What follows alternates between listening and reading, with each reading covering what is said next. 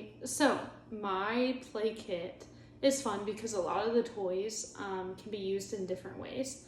So the 5 categories are aggressive, nurturing, scary, expressive, and fantasy.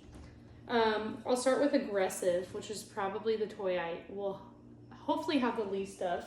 So first off, depending on where I am, my first toy would be the pickleball paddles and the wiffle balls. Because I don't know about you, but hitting something can get through a lot of aggression, and it's something that isn't a play sword or a play weapon, because I think we should not be influencing the children with play weapons. So finding alternative ways to sort of get out their aggression in a way, and that would be one of them through the pickleball paddle. Another way this is really good in class is one of these like squeeze stress balls. It's super low maintenance, like no one can even like notice that you're squeezing it, and it's super fun and it's sticky, but like when you're angry you can squeeze it as hard as you can. It's not going to break. Trust me, I tried. But yeah, it's super easy. This is good for a classroom. The pickleball stuff is probably good for like maybe a daycare. And what else? Oh, I also, Play-Doh. I know it can be used for creative things, but you could ball it up and like bounce it on the ground. You could tear it apart. That can also be used for aggression. Nurturing, one of my fave toys. My first thought was a pillow, because nothing is more nurturing than like squeezing a pillow, especially for a child that doesn't love physical touch but like desires it. That's a way they can receive physical touch from themselves, is hugging a pillow.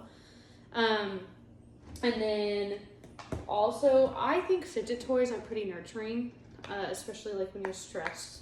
This is easy in class because it's super quiet, good for teachers. And also this I would not recommend in a loud setting or in a quiet setting because it's quite loud. But nothing is more fun than playing with these toys. But it's loud. But it kind of distracts the mind. It bends a lot. It's kind of like one of those play snakes because you can kind of move it in different ways. But I think it's nurturing because it gets your hands on something and it takes your mind off of what you're thinking about. And I can't stop playing with it, so that's a good sign. Next is scary. I got the rubber snake. I don't know. As a child, I was not scared of bugs or like snakes, but then it was kind of a learned fear. Over time, I started to get scared of it.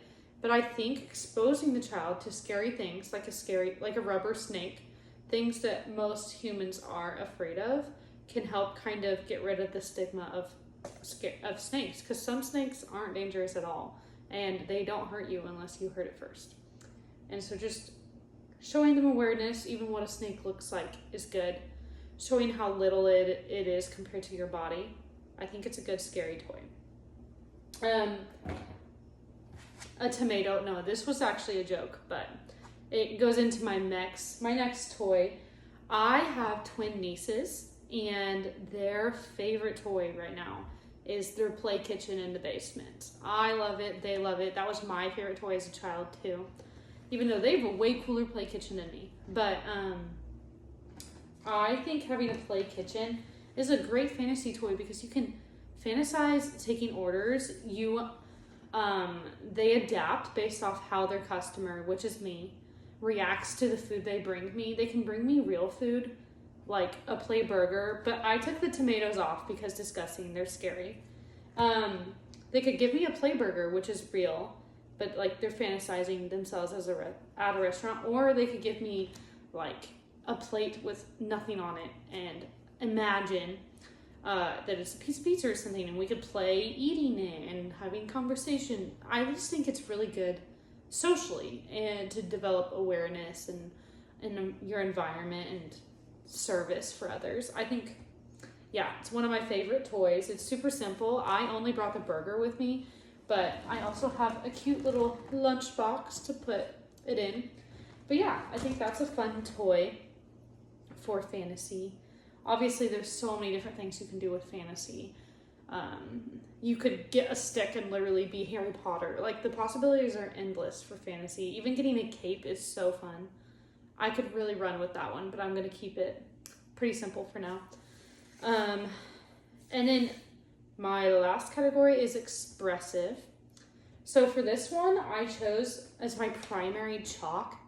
Nothing is cooler than going to a school that has pretty chalk art on its sidewalk. Obviously, I would have to get permission and everything, but I think taking this for a group, taking a group to go do chalk art and express themselves is so cool. They are so artistic, and even just doing something simple like just shading in a chunk of the sidewalk, like really you can express yourself that way based off the color you choose, how light or how dark you shade it in. You can do a lot with it. Another expressive toy that I had, you can always do markers, like coloring. I know it's not as fun for older kids, but I love coloring. I think it's soothing and it can show how creative you are. And then my last expressive toy is Play-Doh, and Play-Doh can go such a long way. I work at the exploration place right now, and the camp we're doing is a Minecraft camp. And one of the fun activities that we get to do is use Play-Doh to create our own Minecraft characters.